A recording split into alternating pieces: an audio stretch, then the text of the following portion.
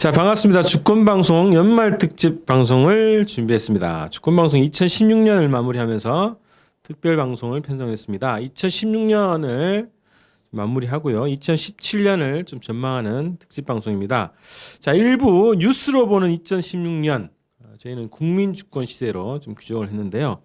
오늘 저희가 진행하고 있는 각 방송의 출연자들이 함께 모여서 방송을 연합 방송을 좀 진행하기로 했습니다. 그래서 먼저 출연자부터 소개를 하겠습니다. 오른쪽부터 할까요? 대본대로 안 하고 그래. 네, 안녕하세요. 황선의 통일 콘서트의 진행자입니다. 황선입니다. 반갑습니다. 반갑습니다. 네, 네. 안녕하세요. 껍데기는 가라 진행자 신성미고요. 오늘 저 한 10분 이상의 네. 패널들이 모여서 하는 방송인 줄 알았는데 우리 10명이 안 될걸? 그러니까 그 생각은 제가 낄 수 있는 자리가 아닌 것 같은 느낌이 아침에 들었어요. 네. 그렇지만 잘 앉아 있겠습니다. 네. 그 방송 진행 과정에 또 추가로 진행자, 출연자분들 나오시니까요. 기대를 해주시고요. 자, 라디오 반민특위 통일 콘서트 채널을 통해서도 이 방송을 들을 수 있습니다. 오늘 이제 애청자분들께서 각 방송을 들으시면서 자기가 좋아하시는 출연자분들이 어디에 나오실까 좀 눈여겨 보실 수도 있고요. 제가 특집 방송으로 준비를 했기 때문에요. 각 채널별로 이 방송이 또 송출된다는 거 말씀드리겠습니다. 자, 먼저 2016년을 좀 정리하는 시간인데요. 우리 출연자분들께서 2016년을 어떻게 보고 계시는지, 어떻게 마무리하고 계신지 한번 들어보도록 하겠습니다. 2016년 오늘 12월 26일인가요? 26일이죠. 네. 며칠 안 남았는데요. 주권 방송은 뭐 새로운 방송도 많이 진행했고 또 이사를 했습니다. 원래 저희가 올해 1월 달이죠. 1월 달이 계약 만료 기간인데 마포구 소교동에서 2년을 더 살 것이냐 이전을 할 것이냐 고민하다가 제 대선을 치르고 가자, 박근혜 정권을 마무리하고 가자 이렇게 했는데 어쨌든 탄핵이 돼가지고 마무리를 한 걸로 치고 제가 왕신으로 이전을 했습니다. 자, 우리 출연하신 분들 2010년을 어떻게 정리하십니까? 2010년은 어떤 해였다? 2016년을 제 개인적으로 보면 일단 부부가 다 연행되거나 압수수색을 당하거나 혹은 감옥으로 끌려간 뭐 이런 일이 없었으므로 매우 무난했던 한 해라고 볼 수 며칠 남았는데 아직. 네. 저주인데? 라고 보여지긴 하는데 보여지면서 또 한편으로 생각하면 이런 게 있습니다. 저희 부부 통틀어서 많은 재판을 받았지 않습니까? 네. 국가보안법으로. 근데 이번 올해 저희 남편이 최초로 대법원 무죄를 받았어요. 네, 올 초에. 그리고 저도 그 숱한 수모를 겪었던 통일 네. 토크 콘서트 관련해서 1심에서 무죄를 받았고 지금은 뭐 현재 2심 진행 중이긴 하지만 어쨌든 무죄라는 기록을 지금 쓰고 있는 걸로 봐서는 네. 우리 역사를 통틀어서도 그렇지만 개인적으로도 지금 좀 사필 규정으로 가고 있는 이런 과정이 아닐까. 몇 분 응선이라고 얘기하기는 좀 모호하지만 개인적인 바람으로는 지금 한 7, 8분 응선 정도는 좀 건너면서 고지를 향해 가고 있다. 말하자면 지역으로 보면 왕십리 정도? 십리 정도 남은 거? 4km 정도 남았군요. 네. 사필 기종으로 정리했네요. 사필 규정? 근데 그렇게 정리하기에는 또 좀 뭐해요. 왜냐하면 약간 너무 이거 한 해의 규정을 자꾸 사자성어로 쓰고 막 이렇게 하는 거에 대한 약간 반발심, 좀 네. 자주적인 사람이다 보니까 이런 게 있더라고요. 그래서 굳이 좀 표현하자면 그랬다 네. 이런 거죠. 왕십리? 왕심리로. 자, 신정미 씨는 네. 저는 뭐 개인적으로는 방송 그냥 대비. 방송 대비하고요. 네. 또 이렇게 또 사회심리학 방송 제가 진행하지 않습니까? 네.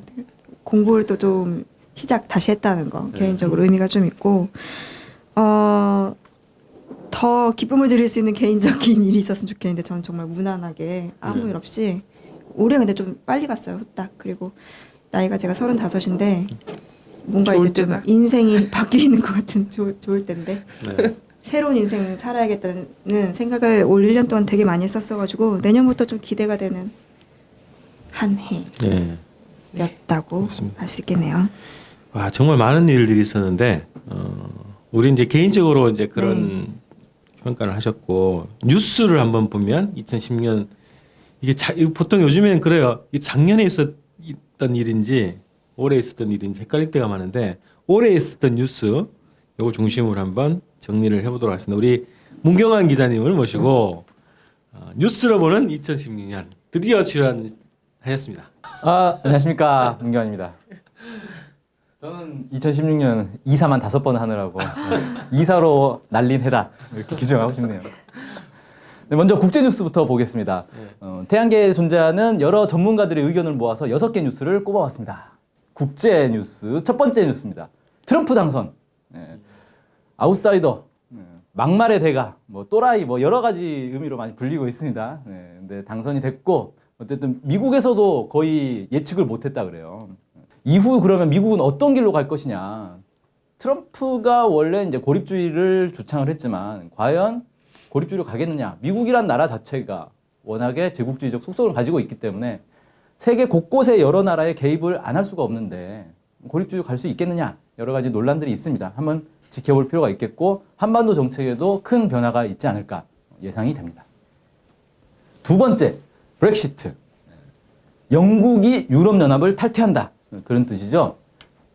유럽연합에 영국이 탈퇴하면서 큰 국제사회에 충격을 줬고요. 영국이 유럽연합에서는 거의 3분의 1의 비중을 차지하고 있었는데 이 나라가 이제 떨어져 나가면서 유럽연합이 과연 유지될 수 있는가, 미래가 어둡지 않은가 이런 전망과 함께 또 반대로 영국이 탈퇴하면서 유럽연합은 더욱 단결이 잘 될 거다 이런 이제 전망도 있습니다. 사실 영국이 유럽연합 안에서는 유럽 본토에 있는 나라들하고는 좀 결이 다르다 보니까 왕따 비슷한 처지였어요. 그래서 나가면서 오히려 나머지 뭐 프랑스, 독일 이런 나라들은 잘 됐다 이 기회에 유럽연합을 미국으로부터 벗어나서 더 독립적인 그런 기구로 만들어보자 뭐 이런 얘기들도 나오고 있습니다.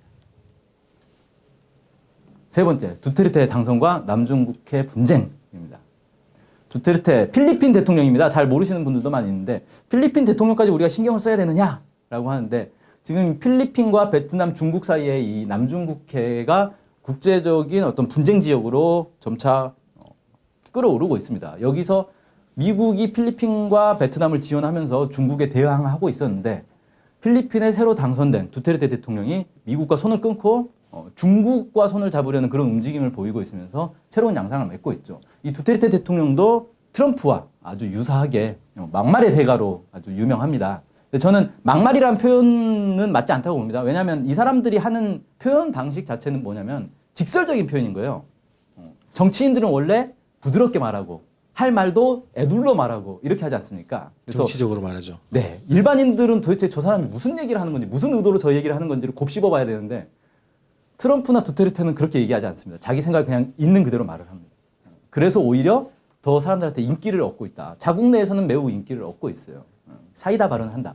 국내에서도 요즘 이제 사이다 발언을 많이 하는 정치인이 인기를 많이 얻고 있죠. 그래서 직설적인 화법인데 어쨌든 이 두테르테로 인해서 남중국해, 미국의 핵심 이권 지역 중에 하나인데 여기에 큰 변화가 오고 있다. 이렇게 얘기할 수 있겠습니다.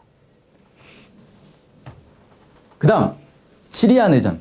시리아 내전도 사실 우리하고 너무 멀리 떨어져 있다 보니까 뭐 시리아에서 내전하는지 안 하는지 관심이 없을 수 있는데 국제사회에서는 이 중동 지역의 이제 최대 열점 지역이죠. 시리아 내전 몇 년째 이어지고 있는데 여기에 러시아가 개입을 하고 이 반군들을 초토화시키면서 사실상 이 시리아 반군들은 거의 이제 몰락을 하고 있고 시리아 정부가 전체를 다 장악하고 있다. 알레포를 사실상 탈환했다. 뉴스가 연말에 이제 나왔습니다. 알레포가 어디냐? 시리아 수도가 어디죠? 다마쿠스. 네, 다마스쿠스. 네, 이 고대 무기 매니아들한테 아주 유명한 지역이죠. 그때 당시에 이제 다마스쿠스 검이 세계 최강의 검이었다. 뭐 이런 얘기가 있는데 거기는 이제 전통적인 이제 수도였고 알레포는 시리아 최대 도시입니다. 그러니까 여기 상업 중심 도시이다 보니까 근데 이 최대 도시를 반군들에게 뺏겼기 때문에 우리로 치면 이제 서울을 반군에게 뺏긴 거예요. 그래서 수도가 지금 대전에 있는 그런 꼴이 된 건데 여기를 다시 이제 되찾은 거죠.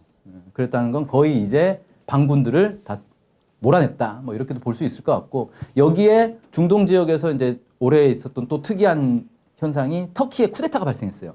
근데 이게 3일 천하로 끝났죠. 3일 천하도 아니고 한 3시간 천하? 뭐 이 정도 됐는데 원래 대통령이 다시 복귀하면서 쿠데타를 다 진압을 했습니다. 그러면서 원래 터키가 미국이 시리아에 들어갈 때 전진 기지로 활용되고 있었는데 갑자기 미국과 손을 끊고 러시아랑 손을 잡겠다 이렇게 나왔어요. 그래서 아까 두테르테랑 이거랑 연결시켜 보면 전 세계에 미국과 손잡고 있던 나라들이 하나둘씩 미국과 손을 놓고 러시아, 중국 이런 나라들과 손을 잡고 있는 이런 현상이 두드러진 한 해였다. 이렇게 얘기할 수 있겠습니다. 해시태그가 나왔네요. 자, 이게 뭘 얘기하는 걸까요? 쏘지 말아요. 말해도 되나요? 네, 말해도 됩니다. 네. 맞춰도 되나요? 미국 흑인에 대한 그 경찰들의 총격 살해 네. 이 사건에 대한 시민들의 구호겠죠? 네, 소위 말하는? 맞습니다. 네. 네. 사실 쏘지 말아요 하면은 우리나라에도 해당이 되는 게 있고 전 세계적으로도 해당되는 게 있을 것 같은데 일단 여기서는 국제 뉴스다 보니까 미국 내에 흑백 갈등이 거의 내전 수준으로 번지고 있다. 흑인들과 백인들 사이에 총격전이 뭐 시시때때로 벌어지면서 미국 내에 이런 갈등들을 보여주고 있는데 이게 이제 뭘 의미하는가? 사실 미국의 흑인 대통령이 당선됐다 그래서 마치 이제 흑인들의 지위가 많이 올라가는 것처럼 얘기를 했었단 말이에요. 그리고 지금 8년이 지났죠. 지나고 나서 보니까 여전히 흑인들의 지위는 전혀 오른 게 없었다는 거예요. 그리고 오히려 흑백 갈등이 더 고조돼서 내전 수준으로까지 번지고 있고 이건 미국의 국내 상황 자체가 얼마나 어지럽고 위태로운 상황인지를 잘 보여주는 거다. 그러다 보니까 트럼프 같은 전혀 예측할 수 없는 인물들이 대통령이 될 수 있었던 것도 주류 사회에 대한 주류 시스템, 주류 정치에 대한 반감이 그만큼 큰 상황이다. 그만큼 미국의 정치, 사회가 매우 불안한 상황이다라는 걸 보여주는 것 같습니다. 자, 마지막입니다. 카스트로 서거. 네. 피델 카스트로, 쿠바 혁명, 뭐 모르시는 분들이 없을 겁니다. 1세대 사회주의 혁명가다. 이렇게 볼 수 있을 것 같아요. 전 세계에 이제 갓 사회주의를 만들었던 여러 혁명가들이 있었는데, 그 1세대 혁명가 중에서는 가장 늦게까지 이제 생존해 있었고, 90세 일기로 서거를 했고, 쿠바 혁명은 사실 이제 이미 몇 년 전에 이제 자신의 동생인 라울 카스트로에게 당과 권력들을 다 넘겨줬기 때문에 큰 변화가 있다라고 볼 수는 없는데 어쨌든 1세대 사회주의 혁명가 마지막 남은 사회주의 혁명가의 사망이 여러 이제 시사하는 바가 있겠다 이렇게 생각돼서 6번째 뉴스로 꼽았습니다. 네. 가장 기억에 남는 국제 뉴스 한 번씩 꼽아볼까요? 제일 그래도 떠오르는 뉴스는 터키 쿠데타예요. 왜냐 쿠데타 좋아하나 봐. 위험한 발언이. 그러니까 이게 좀 뭐 이제 내전 같은 거 그래서 아이들 사진이라든지 아까 우리 잠깐 얘기했지만 난민들 소식이 좀 뉴스 보면서는 마음이 가장 아팠었는데 오늘 6대 뉴스 보면서는 터키 쿠데타가 별거 중요한 것 같진 않은데 저는 그게 자꾸 제일 기억에 남네요. 쿠데타를 제압한 거죠 어떻게 보면. 네. 네. 저는 맨 처음에 그냥 쿠데타라고 하니까 좋은 건 줄 알고 뭔가 정부에 반하는 어떤 걸 한다고 하니까 아 뭔가 민중 봉기인가 이렇게 하고 봤었는데 그게 아니어가지고 좀 깨갱했는데 뭐 촛불의 느낌하고 비슷하게 처음에 받아들였습니다. 네. 네. 그리고 저 이거 두테르테 이 사람 되게 관심이 많이 가요. 이 사람? 네. 막 얘기 들을 때마다 깊이는 모르는데 뉴스에 잠깐 이제 좀 화제성 이런 뉴스들 기사를 보면 이 사람 뭐 하는 사람이지? 근데 이분이 갑자기 튀어나오신 분이에요? 아니면 그 전부터 이렇게 정치적 입지가 필리핀 내부에서 이렇게 국민들이 되게 좋아한다든지 예를 들어서 뭐 이정희 대표 같은 느낌인지 아니면 뭔가 이재명 같은 건지. 네, 이재명 같은 느낌인 건지 그 필리핀이라는 나라 자체가 섬으로 이루어졌잖아요. 매우 많은 섬들로 이루어졌다 보니까 이게 중앙 정부의 권력이 원래부터 약했어요. 지역 영주들이 다스리는 거의 소국들 네네. 같은 그런 분위기였고 이 사람도 어느 한 섬에 민다나오 섬의 시장 출신이죠. 네, 그 지역 영주 출신인 거예요. 근데 정치를 아주 잘했어요. 그러니까 그 섬이 필리핀 내에서는 가장 치안이 안정된 곳으로. 네네. 그러니까 필리핀이 워낙 섬으로 돼 있다 보니까 치안들이 개판이었거든요. 네. 중앙 정부 권력이 미치지 않고 경찰력, 행정력 이런 게 미치지 않으니까. 근데 이 사람이 범죄자들을 다 그냥 쓸어버린 거예요. 쉽게 말해서 자경단이라고 해서 사설 경호대를 이끌고 범죄자들을 다 쏴 죽이는 거죠. 그렇게 해가지고 이 민다나오 섬이 가장 치안이 안정된 곳으로 됐고 그러다 보니까 인기가 이제 폭발을 해가지고 대통령까지 됐고 대통령 돼서도 마약하는 놈들은 다 죽이겠다라고 했는데 그게 그냥 말로 한 게 아니라 진짜 다 죽였어요. 네. 그래가지고 인기가 막 치솟는 거죠. 필리핀이라는 지역 자체가 전 세계 마약의 유통 경로라고 그러더라고. 근데 그거를 이제 거기에서 이제 청단하려고 하는 거죠. 저는 글쎄요. 제가 이걸 이후에 이제 국내 뉴스도 할 거기 때문에 이 얘기를 하기는 좀 그렇지만 국제 뉴스에서도 저는 이걸 뽑지 않을 수가 없을 것 같아요. 우리 하나는 굉장히 수치스러운 것이고 하나는 굉장히 자랑스러운 것인데 제가 만약에 해외에서 다른 국적을 가진 사람으로 이 전 세계 뉴스를 봤다고 하더라도 이것에 굉장히 충격을 받았을 것 같거든요. 일단 박근혜와 최순실이라는 사람 어떻게 이런 수준의 사람이 현대 소위 정상 국가라고 주장하는 민주공화국을 그 모토로 하고 있는 나라에서 대통령에 당선돼서 그동안 대통령직을 수행해 왔는가? 그리고 어떻게 그런 사람들 밑에서 이 나라가 그래도 급변 사태를 겪지 않고 유지가 됐었는가? 뭐 이런 거 있잖아요. 그리고 나오는 모든 뉴스가 너무 충격적인 그냥 국제 뉴스 면에서 딱 봤다고 하더라도 세상에 이런 사람이 대통령 했다는 거야? 막 이런 거 있잖아요. 변기를 싸들고 다닐 이런 국제적으로? 국제적으로 국제적으로. 이거 국제 국제 뉴스 뉴스네. 토픽이 해외 네. 토픽감이에요.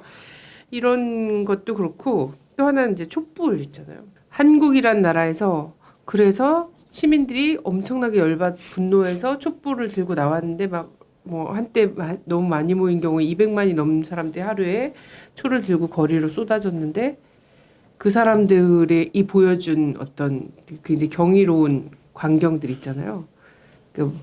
그러면서 계속 그 구호에 있어서는 엄청나게 끈질기게 막 계속 밀고 나가는 거. 한계와 이런 모든 것들을 되게 악착같이 끈기 있게 장기전과 결사전을 하고 있는 이 한국 사람들의 모습 되게 극단적인 거죠. 아주 극단적인 지도자와 그리고 극단적인 그 민중의 모습을 대한민국에서 다 보여준 거라서 이건 뭐 해외 토픽 뉴스로도 굉장히 네. 주목받을 만한 거 아니었나 이런 생각이 듭니다. 국립뉴스에 나오겠네요. 네, 나올 것 일단 같아요. 국민뉴스 때 무슨 말씀 네. 하시려고 지금 이 말씀하시나 걱정됩니다. 딴거 얘기해야지. 자, 그다음에 한반 뉴스 한번 이어볼까요? 여기도 6대 뉴스. 네, 6대 한반도 뉴스 시간입니다. 첫 번째 뉴스. 북한의 수소폭탄 실험입니다. 북한이 연초에 바로 수소폭탄 실험을 했고 그 이후에 핵 실험을 한 번 더 했어요. 핵탄두 시험을 했고요. 그 이후에 미사일 발사 훈련도 했는데 미사일 발사 훈련은 도대체 몇 번 했는지 셀 수가 없습니다. 너무 많이 해가지고. 네. 그래서 이걸 다 종합하면 뭐냐? 북한이 이제 전략 무기를 완성하는 단계에 이르렀다. 그래서 빠르면 연내에 실전 배치를 할 것이다. 이런 얘기까지 나왔어요. 그래서 수소폭탄과 이 미사일, 각종 미사일들, 특히 뭐 SLBM이라든지 이런 미사일들은 결국은 이제 인류의 궁극적인 전략 무기다. 이렇게 볼 수 있거든요. 그러면 나머지 이 핵 보유국들인 6개 핵 보유국들과 동등한 지위에 이제 올라서는 겁니다. 양적으로야 뭐 적겠지만 질적으로는 이미 동등한 수준에 올라가는 거다. 그래서 이게 단순히 그냥 북한이 핵무기 만들었네? 뭐 핵무기 원래부터 있었잖아. 이런 게 아니라 국제 어떤 군사 지형 자체를 바꿀 수 있는 그런 큰 뉴스였다. 그리고 한반도에 당연히 엄청난 지각 변동을 불러일으킬 수밖에 없는 그런 사안이다. 이렇게 볼 수 있겠습니다. 두 번째 뉴스입니다. 사드 배치가 확정됐습니다. 이 사드로 사실 올 한 해가 매우 뜨거웠죠. 특히 경북, 성주 군민들의 투쟁 매우 돋보였는데 그런데도 이제 연말이 되니까 이제 최순실 박근혜 이슈에 묻혀가지고 사실 사드가 크게 이슈는 되지 않고 있지만 사실 제가 볼 때는 우리 운명을 좌지우지할 수 있는 중대 사안이다 이건. 왜냐하면 만약에 동북아 지역에서 전쟁이 난다면 러시아나 중국 가장 먼저 성주로 공격할 겁니다. 그렇게 되면 강대국들과의 싸움에서 우리와 아무 관계없는 전쟁에 우리가 무조건 휘말릴 수밖에 없는 그런 상황이 됐기 때문에 매우 위험한 상황이다. 이렇게 보여지고 이 사드 문제는 반드시 해결해야 된다. 지금 뭐 이제 촛불 투쟁 많이 벌어지고 있고 박근혜 탄핵도 됐고 뭐 이런 여러 가지 이슈들이 나오고 있는데 이 문제만큼은 반드시 해결을 해야 되는 거고 지금 이제 어쨌든 내년에 대선이 될 거 아닙니까? 내년 연말에 할지 더 땡겨서 할 가능성이 지금 매우 높아졌는데 다음 정부가 누가 되더라도 이 문제 반드시 해결해야 한다. 그냥 단순히 앞선 정권이 했으니까 일단 지켜보자 이런 입장으로는 안 된다는 거예요. 사드는 반드시 철회를 해야 되는 그래야 우리가 살 수 있는 거다. 이렇게 얘기할 수 있겠네요. 세 번째, 개성공단 폐쇄. 네. 근데 개성공단 폐쇄가 원래 명분은 뭐였습니까? 북한이 수소폭탄 실험을 하니까 거기에 맞서서 개성공단 폐쇄를 하겠다. 이것도 약간 맞지는 않는데 이걸 했는데 나중에 알고 보니 이것도 최순실이 관여한 사업이었다. 이걸 일부러 폐쇄를 시킨 거다. 이런 얘기들이 나오면서도 충격을 주고 있죠. 사실상 그 천안함 사건 이후에 5.24 조치가 있었고 5.24 조치 때문에 남북 간의 모든 경제 협력이 다 중단이 됐어요. 사회 문화 협력도 다 중단되고 유일하게 남은 게 개성공단이었는데 이 개성공단마저도 폐쇄가 되면서 남북 관계는 완전히 다 끊어졌죠. 그리고 요즘 이제 최근에 뉴스 나온 게 있죠. 작년에 원래 금강산 관광을 재개하려고 수순을 거의 다 밟았었다는 거예요. 근데 그걸 미국이 사실상 못하게 이렇게 회방을 놨다. 뭐 이런 이제 뉴스도 나오고 있는데, 그러니까 남북 관계가 박근혜 정부 들어서서 계속해서 이제 어렵게 된 게 뭐 최순실이 뒤에서 관여했다 뭐 이런 것도 있겠지만 결국은 이제 미국이 남북 관계 발전을 바라지 않고 남북 사이에 뭔가 협상을 하려고만 하면 갑자기 B-52가 등장을 하고 뭐 핵 잠수함이 등장하고 이런 모습을 보이면서 남북 관계가 계속 얼어붙을 수밖에 없었다. 그래서 차기 정부에서는 남북 관계 문제를 우선적으로 빨리 풀어야 되지 않겠나 이런 생각이 듭니다. 다음으로요. 북한 해외식당 종업원들이 집단 입국을 했습니다. 탈북이라고 언론에서 보통 얘기를 하는데 의혹이 너무 많았어요. 이게 과연 정상적인 탈북이냐, 일반적인 탈북 사건인가? 하필이면 일단 총선 직전에 우르르 들어왔어요. 대대적으로 뉴스화가 됐죠. 사진까지 공개를 했습니다. 이후에 이 사람들이 진짜 자의로 탈북한 게 맞는지 확인을 해보자라고 하니까 신변 보호를 위해서 공개할 수 없다라고 했어요.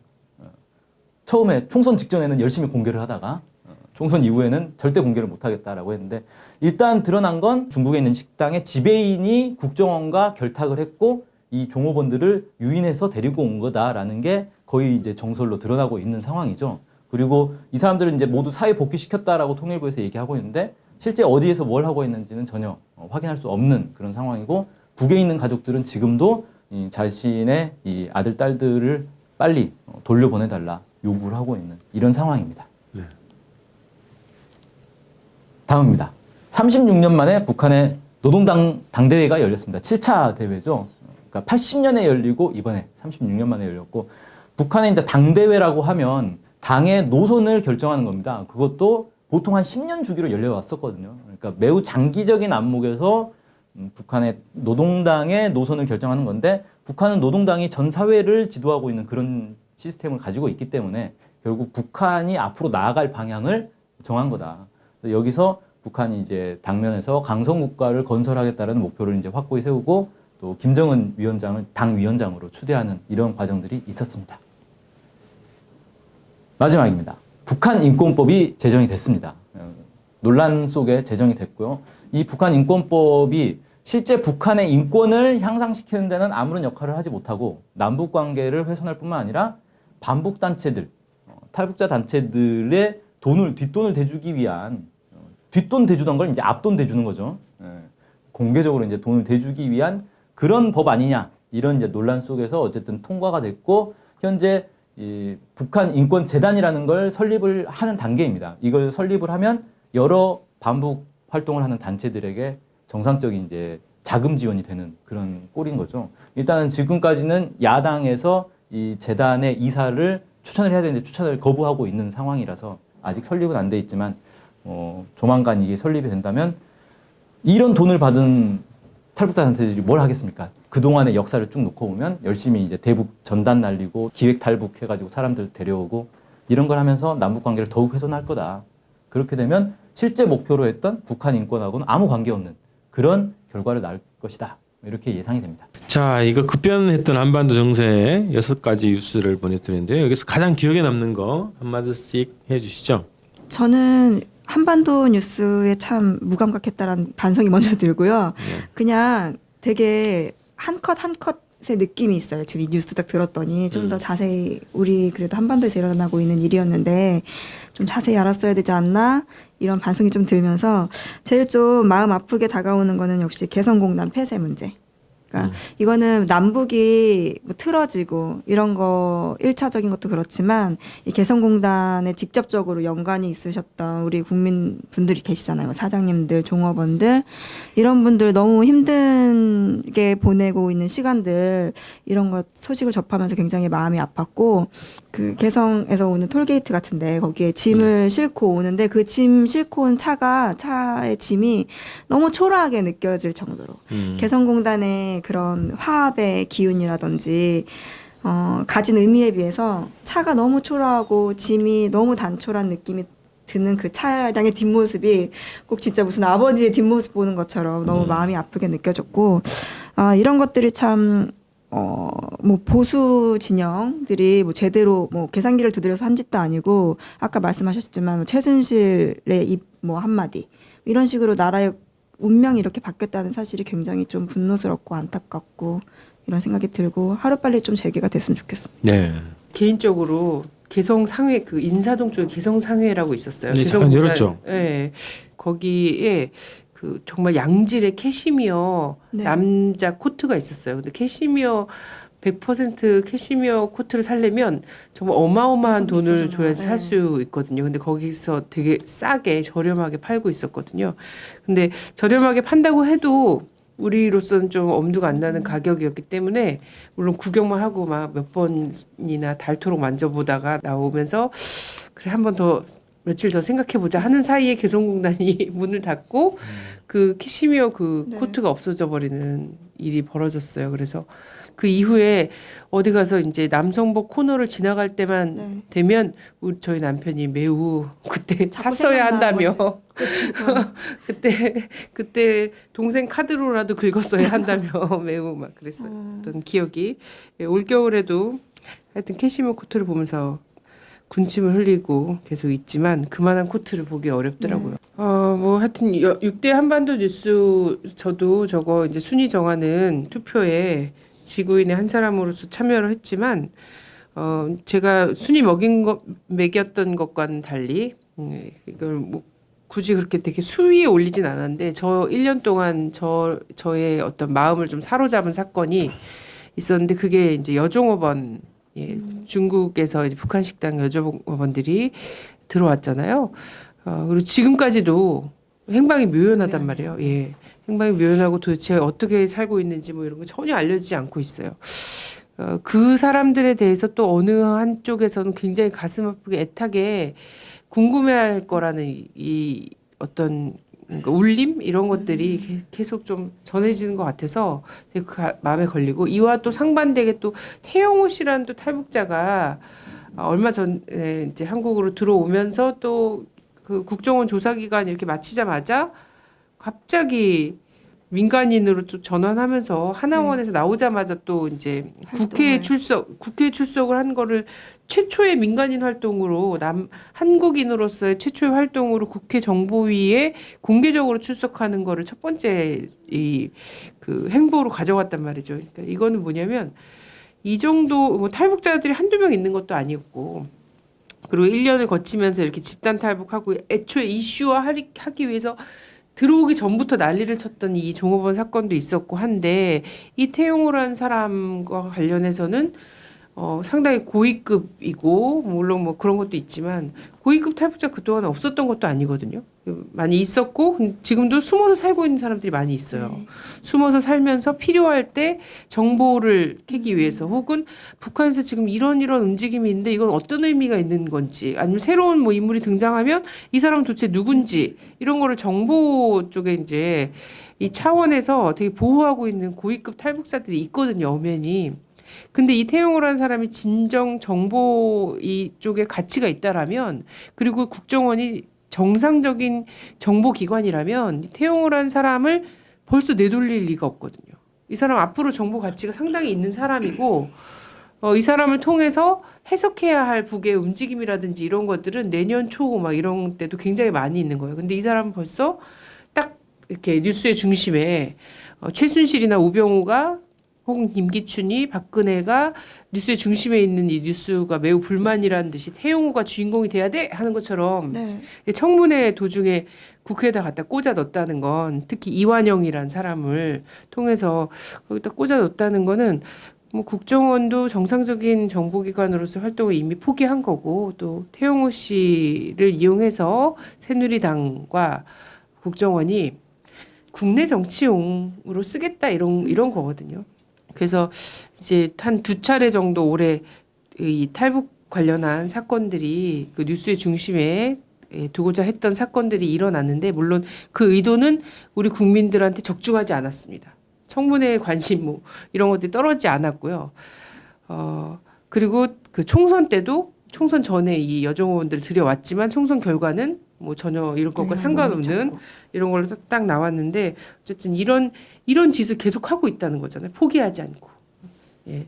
이런 것과 하여튼 지금도 행방이 묘연한 여정 의원들이 연말까지도 몹시 마음에 걸리는 상태입니다. 연정어원 문제는 끝까지 우리가 관심을 가져야 하고 언론에서도 취재를 계속 해 나가기를 바라고 저희들도 계속 취재를 하도록 하겠습니다. 자 이제 마지막으로 2016년 6대 국내 뉴스 드디어 국내 뉴스 네. 소개를 하겠습니다. 네, 6대 국내 뉴스를 소개해드리겠습니다. 첫 번째 뉴스입니다. 이건 뭐 100%죠. 박근혜 퇴진 촛불과 탄핵. 이게 첫 번째 뉴스로 꼽힐 수밖에 없습니다. 지금 국회에서는 탄핵이 가결된 상태고 헌재로 넘어갔죠. 지금까지 역대로 국내에서 이 정도 규모의 촛불 집회가 있었는가? 정말 어마어마한 국민들이 다 들고 일어났죠. SNS 상을 보면 이런데 전혀 관심 없는 오히려 보수적이고 뭐 박근혜 찍었고 새누리당 지지하는 사람들도 한 번씩은 다 촛불 집회에 나와봤다. 야, 나 오늘 한번 나가봤다. 뭐 이런 얘기들이 나올 정도로 대부분의 국민들이 지지를 하고 지금 박근혜 대통령 지지율이 지금 뭐 대통령도 아니죠. 권한 정지돼 있는 지금 뭐 5% 밑으로 이렇게 떨어진 이런 이제 심각한 상태. 그래서 우리나라의 이제 국민들의 민주의식, 주권의식이 얼마나 성장했는지를 다시 한번 좀 볼 수 있고 그동안 박근혜 정부가 얼마나 나라를 망쳐먹었는지를 또 확인할 수 있는 그런 사건이었습니다. 두 번째, 테러 방지법이 제정됐습니다. 사실 많은 국민들 잘 몰라요. 잘 모르는데 이 제2의 국가보안법이다 뭐 이런 얘기가 나올 정도로 국정원에게 많은 권한을 몰아주는 그런 이제 법이 되겠고요. 테러 방지법은 제정이 됐으나 테러는 막지 못하고 있습니다. 얼마 전에 JTBC에 트럭 테러가 발생을 했는데 전혀 뭐 막지 못하더라고요. 테러 방지법 왜 만들었는지 잘 모르겠어요. 또 국정원이 국민들 사찰하는데 아주 큰 힘이 되고 있는 그런 법이다. 그다음 백남기 농민 사망. 물대포로 이제 쓰러진 사건이 작년 말에 있었죠. 1년여 투병 끝에 결국은 사망을 했고 이 과정을 통해서 대한민국의 이 민주주의 정도가 딱 드러났죠. 국민들에게 시민들에게 무작위로 물대포를 사람이 죽을 정도의 물대포를 계속 쏘아대고 여기에 대해서 정부에서 그 누구도 사과하지 않고 반성하지 않았고 처벌받지 않은 그런 사건이었습니다. 여기에 또 많은 국민들이 사실 한 평범한 농민의 사망에 이 많은 국민들이 떨쳐나서서 함께 해주고 분노를 했다. 이런 것들도 참 감동적인 한 부분이었습니다. 다음 뉴스입니다. 총선에서 새누리당이 참패를 하고 16년 만에 여소야대 국회를 출범했습니다. 물론 이제 지금은 새누리당이 다시 또 국회의원이 늘어났어요. 무소속 국회의원들이 다시 들어가면서 늘어났다가 다시 또 분당을 하죠.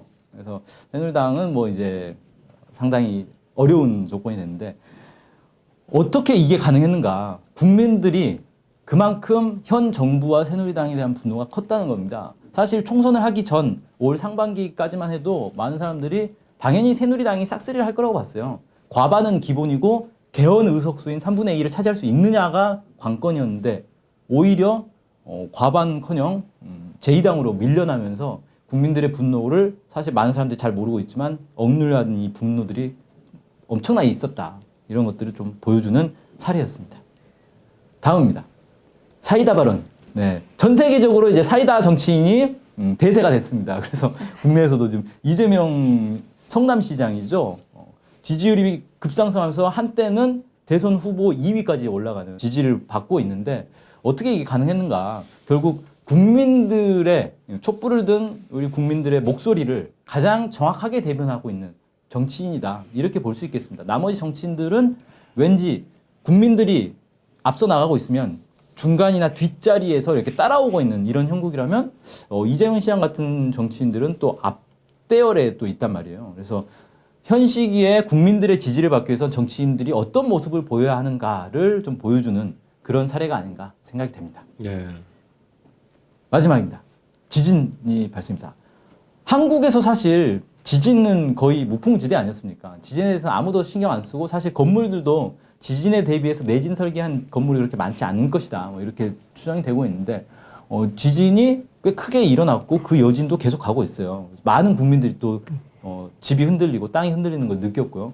근데 여기서도 여전히 정부는 재난의 컨트롤 타워 역할을 하지 못하고 기상청에서는 지진에 대한 긴급 문자 발송은 우리 소관이 아니다. 그러면서 또 이렇게 원래 매뉴얼이 없었다. 뭐 이런 식으로 국민들이 알아서 자기들끼리 지진이 발생했으니까 조심해라. 이런 문자를 주고받으면서 스스로 생존해야 되는 그런 이제 한국 사회 모습. 그리고 또 지진 발생이 이 경남 쪽에서 발생했단 말이에요. 여기에 또 핵발전소가 많이 있습니다. 그래서 최근에 이와 관련된 영화도 개봉이 돼가지고 저 봤습니다. 판도라. 네, 많이 지금 흥행을 하고 있는데 정말 과연 우리나라처럼 부정부패가 넘치는 나라에서 핵발전소를 정말 튼튼하고 안전하게 지었을까? 그리고 그게 지진에도 끄떡없을까? 일본의 그 후쿠시마 핵발전소의 재탕이 발생하지 않을까? 이런 우려들이 되고 있는 그런 상황입니다.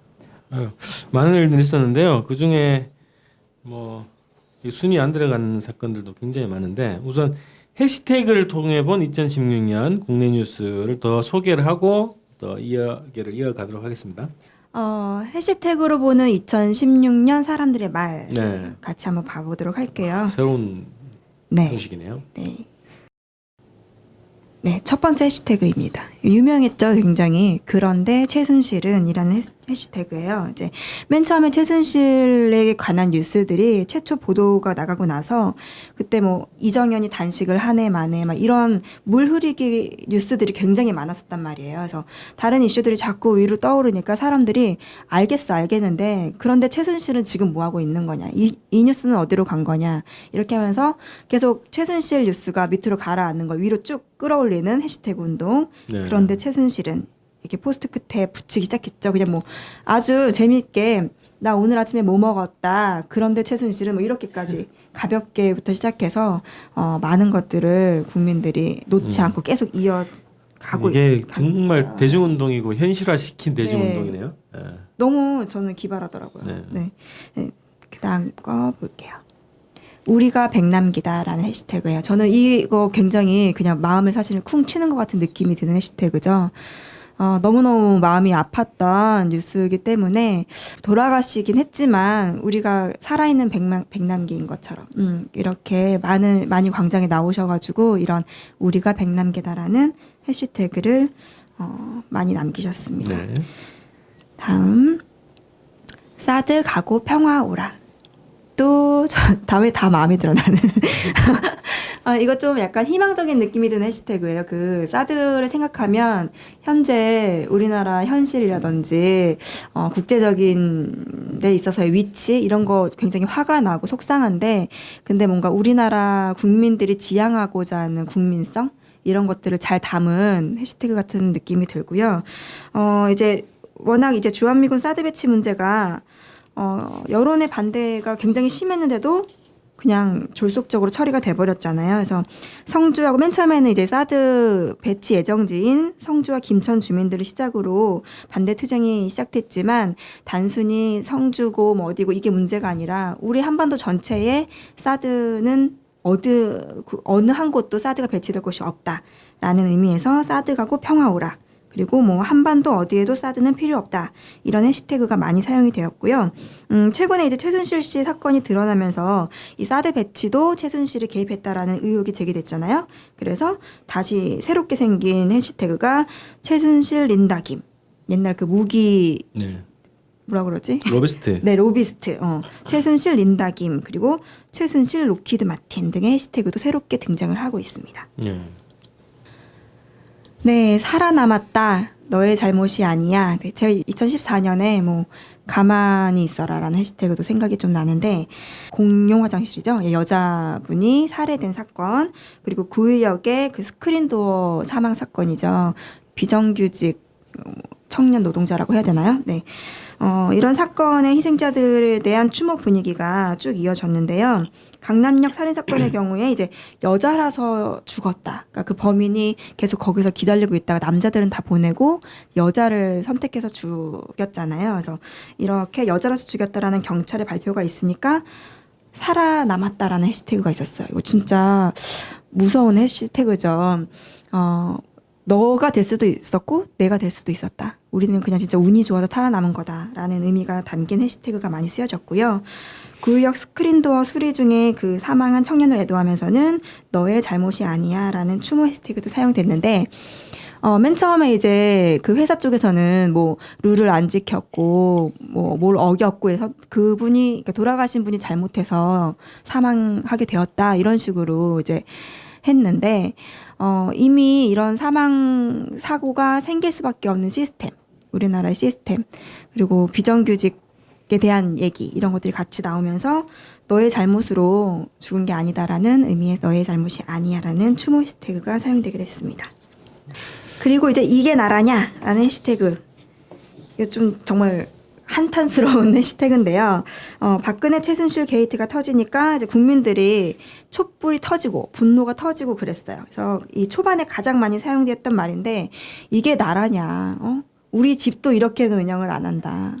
학교에 뭐 한 반도 이렇게는 운영 안 한다. 이게 도대체 어떻게 나라냐라는 의미에서 이게 나라냐라는 구호가 나왔고 그 후에 이제 계속 의혹들이 나오면서 세월호 7시간에 대한 이야기. 그래서 세월호 7시간이라는 해시태그도 나오고 또 연관 검색어처럼 올림머리 다 아시죠? 프로포폴, 근라임 이런 것들의 말들도 온라인상에서 많이 사용되고 있습니다. 자, 마지막으로는 국민의 의지를 담은 진실은 침몰하지 않는다라는 해시태그도 지금까지 쭉 이어져 오고 있고 이 노래 제목으로도 쓰였는데 이 노래 속에 있는 노랫말이 국민들의 마음을 울리고 있죠. 그래서 꺼지지 않는 촛불 이 노래 진실은 침몰하지 않는다처럼 계속 이어지고 있습니다. 네. 우리 이게 대중들이 다 만든 거잖아요. 이 해시태그의 내용이 점점 발전하고 있고 시기마다 쟤네들의 이 작전을 간파하고 그에 딱 대응하는 정말 대중 창조 운동이고 대중 운동이라는 걸 딱 볼 수 있겠네요. 자, 그래서 이렇게 국내 뉴스 이렇게 쫙 봤는데 뭐 가장 기억에 남는 사건 한번 얘기 좀 해볼까요? 역시나 박근혜 탄핵. 탄핵. 네, 이게 뭐 하반기여서가 그런 게 아니라 모든 게 다 응집돼가지고 터져 나온 게 아닌가라는 생각이 들고 아직 끝나지 않았고 네. 계속되고 있지만 어쨌든 2016년을 상징하는 탄핵. 네. 저도 하여튼 다 이 모든 그 사건이 다 일맥상통하고 있는 것 같은데 제가 개인적으로 가장 좀 충격적으로 받아들였던 그리고 깊은 반성까지 딱 했던 거는 총선 결과였어요. 총선 결과 뭐 예측을 못하기도 했었고 많은 국내 사람들이 근데 그 총선 결과에서 이게 우리 민심이라는 게 정말 대단하구나. 그리고 그때 이제 뚜렷이 보여주면서 사실 그 소위 말하는 수구 기득권들도 총선 결과를 보면서 그 다음에 대응해서 굉장히 바빠졌다고 생각이 되거든요. 그러면서 이제 박근혜를 어떻게 살짝 버리고 먹튀를 할 수 있을 것인가 이런 그 구체적인 어떤 실행전 이거에 들어간 것도 사실 총선 결과를 보고 난 이유들이었던 것 같고 마찬가지로 우리 국민들이 정말 우리들 안에 있었던 힘을 확인하고 사드 반대 투쟁에 나서고 그리고 촛불을 들고 계속 이렇게 해시태그 이런 거에서도 드러나는 것처럼 굉장히 낙관적으로 이 길을 계속 열어가는 거 있잖아요. 이것도 이제 좀 계기가 됐던 게 총선 이후 확인한 민심이나 우리 안의 힘 이런 것들이 아니었을까 이런 생각이 들더라고요. 예. 저는 이제 어디 모임 같은 데 가서 왜 이제 집회하냐 운동하냐, 왜 사회단체에서 하냐, 모임하냐 이런 얘기 들을 때가 있는데 올해 같은 경우에 새롭게 알게 된 어떤 분이 하면 뭐가 변해요, 뭐가 좋아요 이렇게 물어본 적이 있었는데 그때가 언제였냐면 이제 백남기 농민 부검 영장이 나오고 요때였어요. 근데 이제 국민들이 계속 병원 앞에 가고 여론들이 이제 부딪히면서 결국에는 이제 무산됐잖아요. 요 직후였는데 그래서 뭐가 바뀌고 뭐가 돼 이런 질문에 딱 그 이야기를 할 수가 있더라고요. 그래서 물론 그 전에도 우리 민중들 국민들이 성공한 사례들이 많았겠지만 전 또 2016년으로 봤을 때는 우리 힘으로 우리 마음으로 이렇게 나쁜 공권력 막아낼 수 있구나라는 경험을 한 되게 좋은 일은 아니었지만 네. 경험이었다고 생각이 들고요. 그렇습니다. 자, 이게 국제 뉴스, 한반도 뉴스, 국내 뉴스 이렇게 6가지씩 정리를 해봤는데요. 2016년 전체를 이제 기억나는 사건이 아니라 2016년 전체를 어떻게 한번 마무리하는 걸 정리를 해보고 마치도록 하죠. 2016년 이제 한 일주일도 안 남았는데요. 2016년 한 해를 딱 규정하는 핵심 키워드가 될 수도 있겠고 어떻게 정리하시는지 정리를 한 마디씩 하시죠. 보니까 이거를 이제 연말에 사자성어 막 이런 걸로 막 하잖아요. 네. 네, 그래서 저는 아까 또 얘기했지만 왕심리 주권 방송이 왕심리 이사하기도 했지만 이게 원래 이제 왕이 있는 곳에서 심리 떨어진 곳이다 뭐 이런 얘기도 있고 그러잖아요. 근데 여기서 이제 왕이라는 것을 왕이라는 자리에 사실 민중이 가야지 되는 거죠. 민주주의잖아요. 민심이 천심이고 민심이 모든 것을 지도하고 지배하는 이런 사회가 되는 게 맞는 건데 저는 한 약 진짜 딱 심리 정도 남은 것 같아요. 물론 심리 안에서도 굉장히 많은 일들이 벌어질 수 있죠. 벌어질 수 있지만 어쨌든 이제 삼천리 금수강산 중에 이제 그런 우리 민심이 역사의 주인으로 딱 가기 위해서는 지금 마지막 단계를 밟고 있다. 정말 굳건했던 어떤 분단 이데올로기라든지 그들이 장악하고 있던 어떤 숱한 기득권 이런 것들이 뿌리채 흔들리는 과정에서 지금 우리 국민들이 전부 다 가진 것 같은 저들에 맞서서 아무것도 가진 게 없는 것 같은 사람들이 촛불 들고 지금 이 목전까지 와 있는 주인공의 자리 목전까지 와 있는 이미 주인공들이 보니까 막 교수님들은 군주 민수다 막 이런 걸 택했더라고요. 그러니까 작년에 막 혼용무도, 재작년에 뭐 지록이마 이게 약간 이렇게 지록이마 했더니 혼용무도한 세상이 됐고 그 다음에 군주 민수가 됐어요. 내년엔 더 뭔가 더 희망적이고 뭔가 이 목표했던 데 다다른 어떤 사자성어가 될 것 같은 거죠. 그래서 점차로 지금 박근혜 시절을 이렇게 통과하면서 이 지식인 사회에서 뽑았다는 이것도 굉장히 아주 비관적인 상태에서 점점 더 나아지는 과정으로 그래서 배를 뒤집는 그죠 물이 민심이 배를 뒤집는 이런 수준까지 왔으니까 내년엔 더 뭔가 희망적인 이런 것들도 있을 수 있을 것 같고요. 저는 지리적 위치로는 딱 왕심리 이걸 찍겠습니다. 얼마 남지 않았네요. 네. 네. 저도 2016년은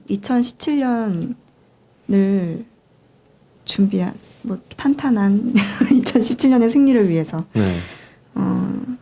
다들 준비하는 해였다고 생각이 들고요. 준비된 국민이 또 한 번 나라를 살리고 살리고 있는 중인 2016년이라는 생각이 들고 2017년에는 승리를 완성했다는 뉴스가 키워드로 잡히길 바라보겠습니다. 저는 그런 생각이 들더라고요. 거인이 이제 일어난 거예요. 네. 근데 이 거인은 일어나면 세상이 뒤집어지는 거야. 그런 시기가 2010년이었고 2017년에 거인이 세상을 평정하고 그런 시대로 나가지 않겠나. 그래서 거인의 느낌이 막 들어 거대한 어떤 움직임 이런 느낌이 들어서 2017년에 군주 민수 뒤집는다는 건데 우리 사자성어로 하면 민주통일 뭐 이런 거 아닐까? 내년에 그걸 좀 기대하면서 1부 한번 좀 정리를 해보겠습니다. 뉴스로 보는 2016년 이렇게 좀 마치고요.